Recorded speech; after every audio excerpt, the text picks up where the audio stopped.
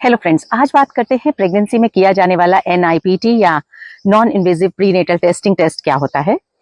NIPS भी इसको कहते हैं, means non invasive prenatal screening.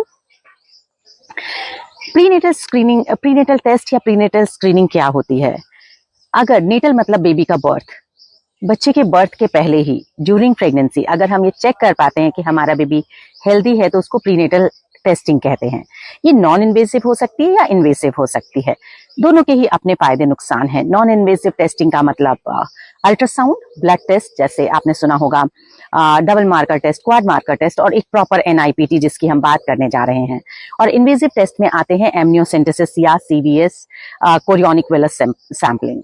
Non invasive test का ये बेनिफिट है कि किसी भी तरह का नीडल इंसर्शन बेबी तक नहीं किया जा रहा है, तो ये कंपैरेटिवली सेफ होता है, बट एक्यूरेसी कंपैरेटिवली थोड़ी कम होती है।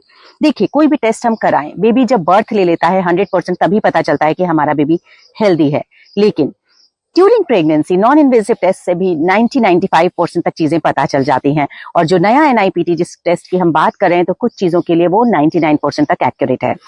एमनियोसेंटेसिस की बात करें, इन्वेसिव टेस्ट की बात करें, तो ये काफी हद तक 99.9999% तक एक्यूरेट होते हैं जेनेटिक टेस्टिंग और कुछ क्रोमोसोमल टेस्ट के लिए, लेकिन इन्वेसिव होने की वजह से वो प्रेगनेंसी को हार्म कर सकते हैं। तो अब NIPT की बात करते हैं। Proper noun invasive prenatal testing जिस टेस्ट के बारे में कहा जाता है, उसको कैसे करते हैं। उसमें बेबी मदर का ब्लड लिया, जो प्रेग्नेंट डीवा है उनका ब्लड लिया। मदर के ब्लड में गर्भ में ही जो बेबी ग्रो कर रहा है उसके कुछ सेल्स से अलग होके DNA ब्लड में मां के घूमता रहता है। तो सेल फ्री DNA को मदर के ब्लड से एक्सट्रैक्ट करके ये टेस्ट किया जाता है, और ये जाना जाता है कि हमारे बच्चे का DNA जो गर्भ में है वो कैसा है। तो क्रोमोसोमल एबनॉर्मेलिटी कई सारी, जिसका नाम शायद आपने सुना होगा, जैसे डाउन सिंड्रोम, ट्राइसोमी 21 कहते हैं। एक क्रोमोसोम होता है 21 नंबर का, जो 2 होने की जगह 3 हो जाता है, तो ये एबनॉर्मेलिटी पैदा होती है, जिसको डाउन सिंड्रोम कहते हैं। एडवर्ड सिंड्रोम होता है जब ट्राइसोमी 18 होती है। पटाओ सिंड्रोम होता है ट्राइसोमी 13। इन टेस्ट को जानने का ये तरीका है। सेक्स क्रोमोसोम्स एबनॉर्मल हो जाते हैं XY, तो जैसे क्लिनफिल्टर सिंड्रोम का होता है। तो ये सब टेस्ट आपको पता चल सकते हैं NIPT से, लेकिन डाउन सिंड्रोम के लिए 99% एक्यूरेसी देता है, अदरवाइज 90 से 95% तक एक्यूरेसी देता है। अदर क्रोमोसोमल एनॉमली के लिए कब कर सकते हैं इसको, जब भी प्रेगनेंसी हमारी 10-11 हफ्ते की होती है, तब से हम ये शुरू करके 22 वीक्स तक हम NIPT टेस्ट कर सकते हैं।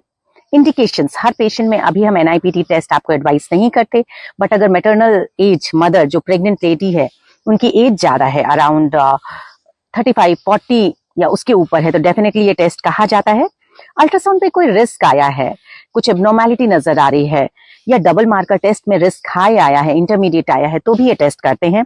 फैमिली में हिस्ट्री है, अगर डाउन सिंड्रोम की, या पहले बेबी में सेकेंड टाइम प्रेगनेंसी है और फर्स्ट बेबी में कुछ ऐसी एबनॉर्मेलिटी है, तो ये टेस्ट करते हैं। अगर अल्ट्रासाउंड में कुछ बहुत ही एबनॉर्मल आता है, तो डेफिनेटली NIPT टेस्ट की जगह हम इन्वेसिव टेस्ट के लिए जाते हैं। तो कितना एक्यूरेट है ये टेस्ट, तो ओनली 99% फॉर डाउन सिंड्रोम और 90-95% फॉर अदर एबनॉर्मेलिटी। सो ये याद रखने की जरूरत है कि ये डायग्नोस्टिक टेस्ट नहीं है। अगर हम चाहें कि NIPT टेस्ट हमने करा लिया और 100% एक्यूरेटली चीजें पता चल गई हैं, तो ऐसा नहीं है।